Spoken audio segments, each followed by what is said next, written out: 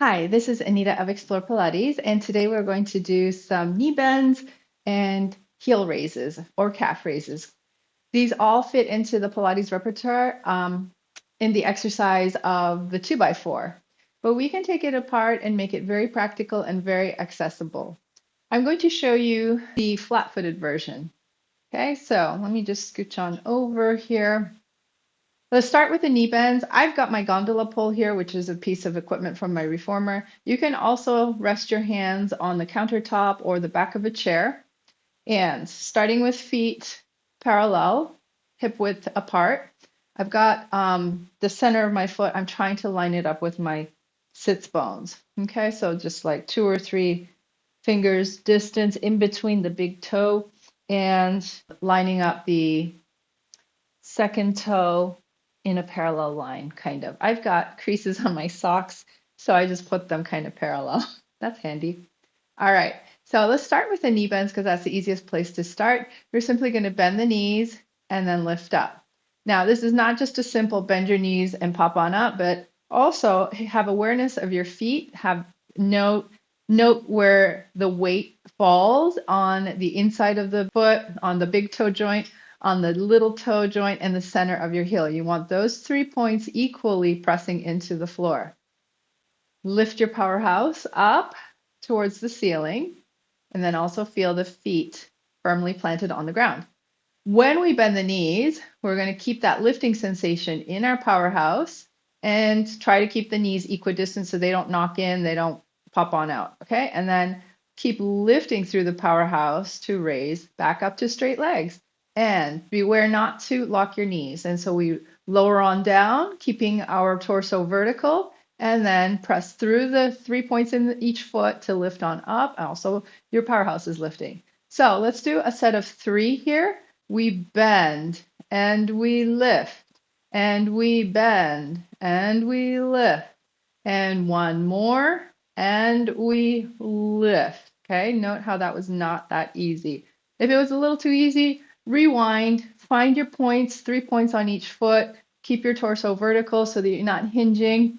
I know that is a way to sit down, but that's not what we're working on today. We're working on the powerhouse lift and the press of the feet and then everything else in between. All right, we go to the heel raise part. And oftentimes we've been told to just lift the heels up. Nobody really looked at our ankles to see if we were maybe sickling out or collapsing, pronating inwards. And what we want is, again, keep that parallel line in your feet, in line with your ankles, in line with your knees, in line with your hip socket, and then lower on down. And you want to also feel the big toe and the little toe equally distributing weight. So there are 4 points: outside, inside, inside, outside. Okay? Those 4 points stay the same as you lift your heel up. You're still having that sensation of lifting up from your powerhouse, and keep the powerhouse lifting or your belly muscles lifting as you lower your heel down. I know they're called abdominals, but I like to say belly. It's just faster. Okay, so we're going to lift on up and up and up. Keep that lifting sensation as the heels lower down. Okay, make sure you're not locking your knees. If at any point you think there's tension, you can just wheel them out. Okay, so let's find that nice straight line without locking the knees. And we're going to lift, lift, lift, and lower the heels, but keep lifting through the belly. 2 more. Lift, lift, lift, and lower heels, lift belly. And lift, lift, lift, and lower heels and lift your belly. Okay, one of my heels did kind of wobble outwards. We're going to put those 2 pieces together and notice whether we're bending our knees or lifting our heels. The theme is always the same. Have awareness of your feet and also the lift through the torso, through your powerhouse. So we're going to lift the heels, bend the knees, place the heels down, big stretch behind the heels, and then lift on up. So 2 things can happen here. When we lift on up, the ankles can come out because we lift so high. Just avoid that, or make sure your ankles are nice and strong. The higher you lift up, that you're still in alignment. Okay, working that ankle strength. The other thing that can happen is as we lift on up, we've lifted up, I'm trying to get my feet aligned here, and we just kind of like sit back. And then as the heels go down, the bum already lifts, and there's very little difference between when I lowered my heel and when I straighten up. So I want you to really mark those points and be very mindful of doing one thing at a time. That's really what it's about. Okay, so focus, lift the heels, body in alignment. You're going to slide the spine down, heel still up. Now press the heel down. Your spine did not change by 1 degree. And then now keep the heels down and lift your powerhouse. It reminds me of those old folding rulers. Okay, and that's how old I am. I don't even know the last time. I don't remember the last time I even saw a folding ruler, but that's the image that comes to my mind. Maybe I saw a drawing of it in a book. All right, lift up. All right, slide on down and press the heels down, lift on up, lift heels, slide the spine down. I'm just placing my hand here to remind myself to work from here. And let's add in an extra one and slide down, press the heels down, lift on up. Okay, walk it out, walk it out, walk it out. Let's do the reverse.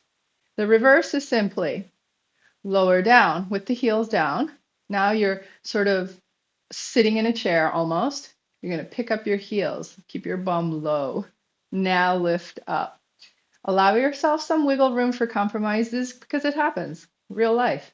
And you're going to lower down, pick up the heels, lift on up, press the heels down, and bend the knees, lift the heels up, straighten up. Ooh, that was challenging for me. And keep the belly lifting as you lower the heel. All right, and then walk it out because we do our best not to lock the knees, but it happens. Okay, and we're going to circle out the ankles. That was a lot of work. Thank you, feet, for balancing, keeping my weight as I was lifting and lowering. Okay, you can break this down in any way you like. I'm going to get rid of this. You can break it down in any way. For the ultimate challenge is to use no props, no supports, and find where you can do this without hanging on to something. So just give it a try. Lift the heels and see how that feels. You want to feel like the heel is lifting right up through the center of the tibia into the thigh bone, right into the hip socket, connecting into your powerhouse, your belly, and that lifts you up and then lower down. We're connecting everything. So lifting up, center of the heels, and then what's pressing into the floor, all 10 toes, inside and outside of the feet equally. And lift up. This is harder. This is so much harder without any support. So gauge when you get to that point where like, oh, I'm going to tip forward or my ankles are going to pop out. I know that was over dramatization. We dramatic like that. Keep your lift really small because as long as you're connecting, you're still working and maybe working even more. And then lower down.